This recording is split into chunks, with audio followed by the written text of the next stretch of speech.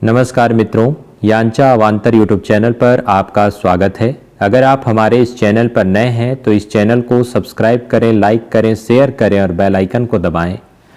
आइए सुनते हैं सुभद्रा कुमारी चौहान की कहानी हींग वाला। लगभग 35 साल का एक खान आंगन में आकर रुक गया। हमेशा की तरह उसकी आवाज़ सुनाई दी, अम्मा हींग लोगी?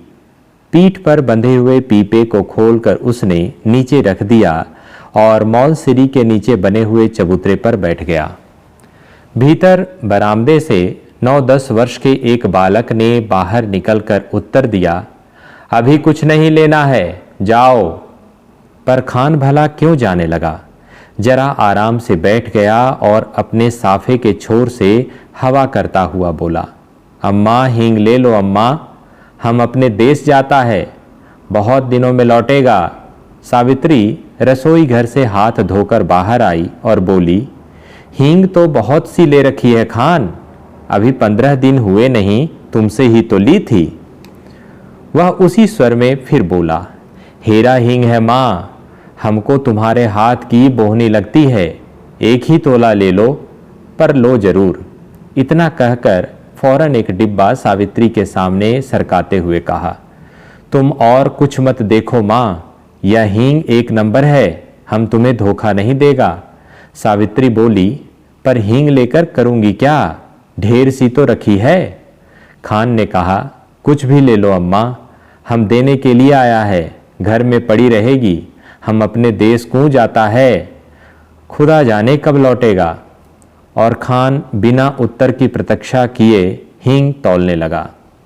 इस पर सावित्री के बच्चे नाराज हुए। सभी बोल उठे, मत लेना माँ, तुम कभी न लेना, जबरदस्ती तौले जा रहा है। सावित्री ने किसी की बात का उत्तर न देकर हींग की पुड़िया ले ली। पूछा, कितने पैसे हुए खान? 35 पैसे अम्मा, खान ने उत्तर दिया। सावित्री ने 7 पैसे तोले के भाव से 5 तोले का दाम 35 पैसे लाकर खान को दे दिए। खान सलाम करके चला गया, पर बच्चों को माँ की यह बात अच्छी न लगी। बड़े लड़के ने कहा, माँ तुमने खान को वैसे ही 35 पैसे दे दिए, हींग की कुछ ज़रूरत नहीं थी। छोटा माँ से चिढ़कर बोला, दो माँ, 35 पैसे हमको भी दो, हम बिना लिए न रहेंगे। लड़की जिसकी उम्र 8 साल की थी बड़े गंभीर स्वर में बोली, तुम माँ से पैसा न मांगो, वह तुम्हें न देंगी, उनका बेटा वही खान है। सावित्री को बच्चों की बातों पर हंसी आ रही थी। उसने अपनी हंसी दबाकर बनावटी क्रोध से कहा, चलो चलो, बड़ी बातें बनाने लग गए हो, खाना तैयार है, खाओ। छोटा बोला, पहले पैसे दो, तुमने खान को दिए हैं। सावित्री ने कहा, खान ने पैसे के बदले में हींग दी है, तुम क्या दोगे? छोटा बोला, मिट्टी देंगे। सावित्री हंस पड़ी, अच्छा चलो पहले खाना खा लो, फिर मैं रुपया तुड़वाकर तीनों को पैसे दूंगी। खाना खाते खाते हिसाब लगाया गया, तीनों में बराबर पैसे कैसे बटें। छोटा कुछ पैसे कम लेने की बात पर बिगड़ पड़ा, कभी नहीं, मैं कम पैसे नहीं लूँगा। दोनों में मारपीट हो चुकी होती यदि मुन्नी थोड़े कम पैसे स्वयं लेना स्वीकार न कर लेती। कई महीने बीत गए, सावित्री की सब हींग खत्म हो गई। इस बीच होली आई। होली के अवसर पर शहर में खासी मारपीट हो गई थी। सावित्री कभी कभी सोचती, हींग वाला खान तो नहीं मार डाला गया। न जाने क्यों उस हींग वाले खान की याद उसे प्रायः आ जाया करती थी। एक दिन सवेरे सवेरे सावित्री उसी मॉल सीरी के पेड़ के नीचे चबूतरे पर बैठी कुछ बुन रही थी। उसने सुना उसके पति किसी से कड़वे स्वर में कह रहे हैं, क्या काम है, भीतर मत जाओ, यहाँ आओ। उत्तर मिला, हींग है, हेरा हींग। और खान तब तक आंगन में सावित्री के सामने पहुंच चुका था। खान को देखते ही सावित्री ने कहा, बहुत दिनों में आए खान, हींग तो कब की खत्म हो गई। खान बोला, अपने देश गया था अम्मा, परसों ही लौटा हूँ। सावित्री ने कहा, यहाँ तो बहुत जोरों का दंगा हो गया है। खान बोला, सुना समझ नहीं है लड़ने वालों में। सावित्री बोली, खान तुम हमारे घर चले आए, तुम्हें डर नहीं लगा? दोनों कानों पर हाथ रखते हुए खान बोला, ऐसी बात मत करो अम्मा, बेटे को भी क्या माँ से डर हुआ है जो मुझे होता।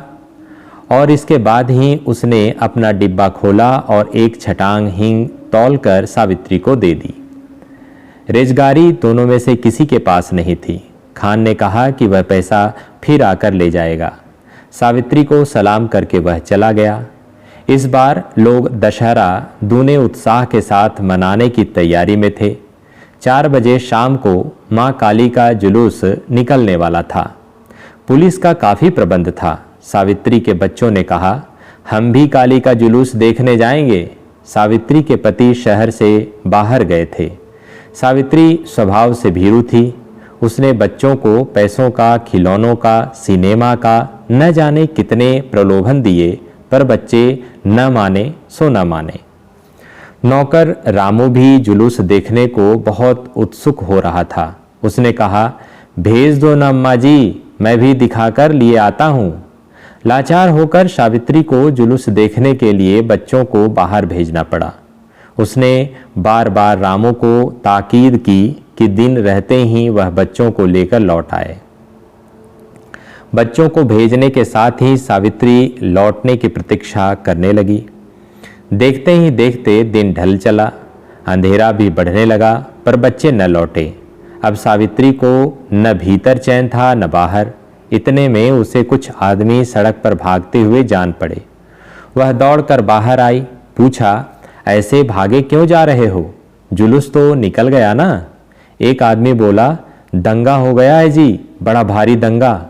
सावित्री के हाथ पैर ठंडे पड़ गए। तभी कुछ लोग तेजी से आते हुए दिखे। सावित्री ने उन्हें भी रोका। उन्होंने भी कहा, दंगा हो गया है।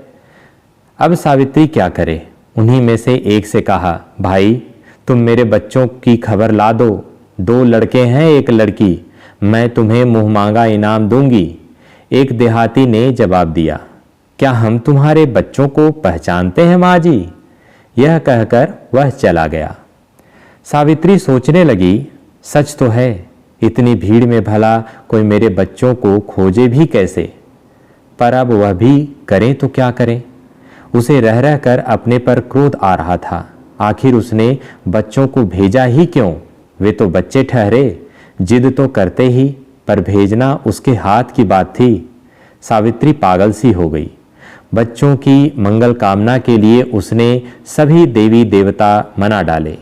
शोरगुल बढ़कर शांत हो गया। रात के साथ साथ नीरवता बढ़ चली, पर उसके बच्चे लौट कर न आए। सावित्री हताश हो गई और फूट फूट कर रोने लगी। उसी समय उसे वही चिरपरिचित स्वर सुनाई पड़ा, अम्मा। सावित्री दौड़कर बाहर आई। उसने देखा उसके 3 बच्चे खान के साथ सकुशल लौट आए हैं। खान ने सावित्री को देखते ही कहा, वक्त अच्छा नहीं है अम्मा, बच्चों को ऐसी भीड़ भाड़ में बाहर न भेजा करो। बच्चे दौड़कर माँ से लिपट गए।